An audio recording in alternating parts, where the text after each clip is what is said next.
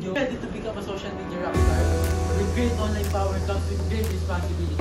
In this video, we will share 10 tips to help you navigate the wild world of social media and become a responsible online citizen.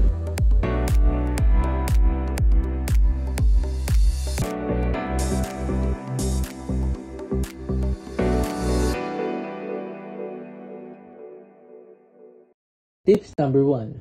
Think before you post.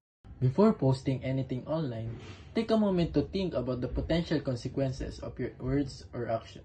Consider how others might interpret your post and whether it could be hurtful or offensive. Tips number 2. Be authentic and honest. Be true to yourself and others online. Avoid pretending to be someone you're not or sharing false information. Honesty and authenticity are essential for building trust and credibility online. Tips number 3. Respect others' opinion and boundaries. Avoid arguing or debating with others online, and respect their decision if they don't want to engage in a conversation.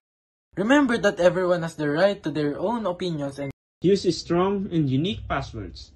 Tips number 4. Your online accounts by using strong and unique passwords. Avoid using easily guessable information such as your name, birth date, or common words. Tips number 5. Engage with your audience actively. Respond to comments, messages, and mentions promptly and thoughtfully. Encourage conversation, ask questions, and show genuine interest in your audience's thought and opinion.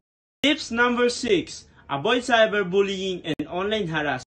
Never engage in cyberbullying or online harassment. Treat others with kindness and respect, and report any instances of bullying or harassment to the platform or authorities. Tips number 7. Verify information before sharing.